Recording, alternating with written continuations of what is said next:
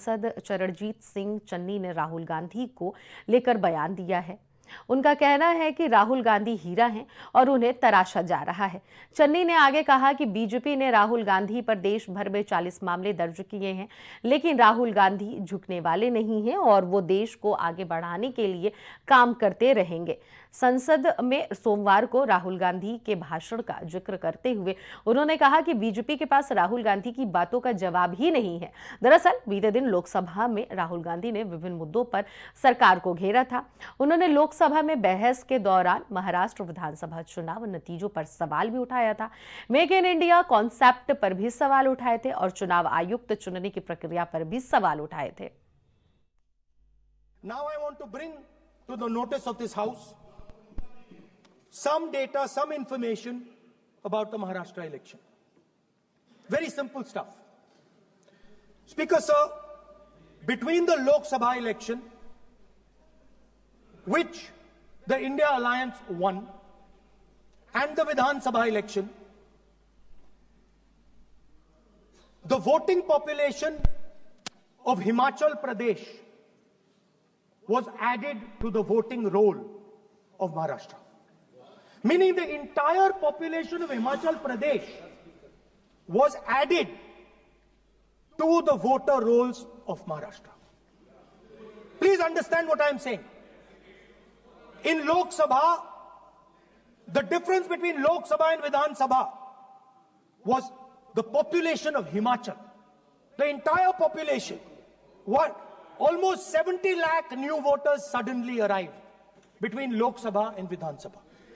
Now, the most interesting part, and the Prime Minister is not looking at me. The most interesting part,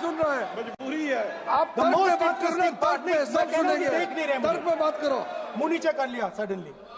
The most interesting part is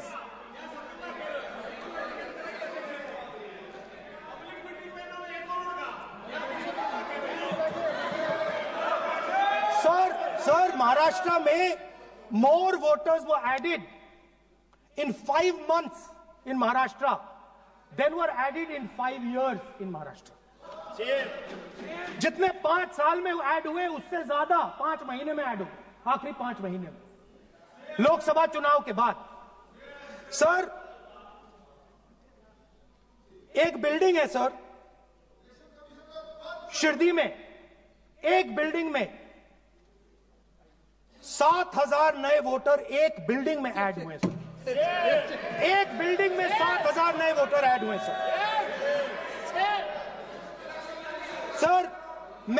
मैं कोई आरोप नहीं लगा रहा हूं, मैं सिर्फ ये कह रहा हूं सर कि इसमें कुछ ना कुछ प्रॉब्लमैटिक है कि हिमाचल प्रदेश जितने बड़े वोटर्स लोकसभा के बाद जादू से आ जाते हैं। Speaker sir, the election commissioner used to be chosen by the Prime Minister, Leader of Opposition and the Chief Justice. Sir, the Chief Justice was removed from that committee. Why? This is a question, sir. This is a question to the Prime Minister. Why was the Chief Justice removed from the committee? Now, in a few days, I am going to go to the meeting. There's going to be Mr. Amit Shah and Mr. Modi ji, and there's going to be me. 2 to 1. Why am I even going to the meeting? What is the purpose of me going to the meeting? I'm only going to the meeting to certify what Modi ji and Amit Shah ji are going to say, right? Whereas if the Chief Justice was there could be a discussion. Chief Justice and Leader of Opposition could say, no, we don't agree. So, there seems to be a calculated strategy. Now, just prior to the Lok Sabha, the election commissioner was changed and 2 new election commissioners were placed. Yes. We know that the election dates were changed. Yes. We know that the elections were postponed. These are facts. These are not things I am inventing. वहीं इस पूरी खबर पर हमारे वरिष्ठ पत्रकार मनीष श्रीवास्तव हमारे साथ जुड़ गए हैं।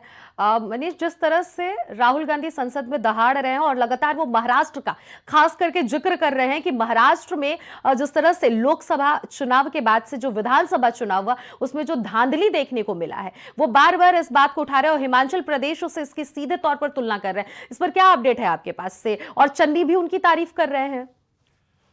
आपको बता दें कि राहुल गांधी ने जिस तरह से राष्ट्रपति के अभिभाषण पर चर्चा की शुरुआत की, तो वो बहुत ज़्यादा पहले से ज़्यादा मैच्योर, पॉलिटिकली मैच्योर दिख रहे थे।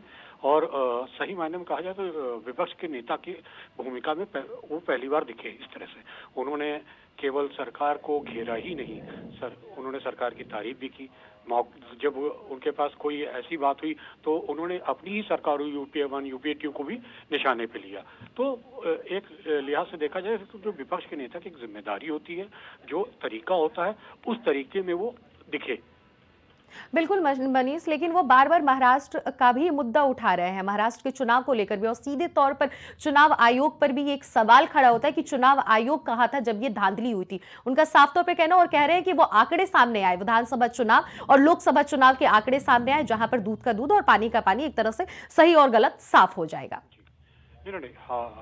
अनन्या, राहुल गांधी ने जो भी बातें की वो तथ्यात्मक की, और उन्होंने शिरडी के घर का हवाला दिया कि वहां पे एक ही बिल्डिंग में, एक ही इमारत में 7,000 वोट जी जोड़ दिए गए। और उन्होंने इसकी तुलना हिमाचल प्रदेश के, उन्होंने कहा कि बहुत जल्दबाजी में इसको जोड़ा गया, इसको बहुत जल्दबाजी में जोड़ा गया। तो इस जाहिर सी बात है कि वो सरकार को घेरने में काफी हद तक सफल रहे, इसमें कोई दो राय नहीं। जी, बहुत बहुत शुक्रिया मनीष, आपने तमाम अपडेट हमसे साझा की। 4 बजे की 4 बड़ी खबरों में फिलहाल इतना ही।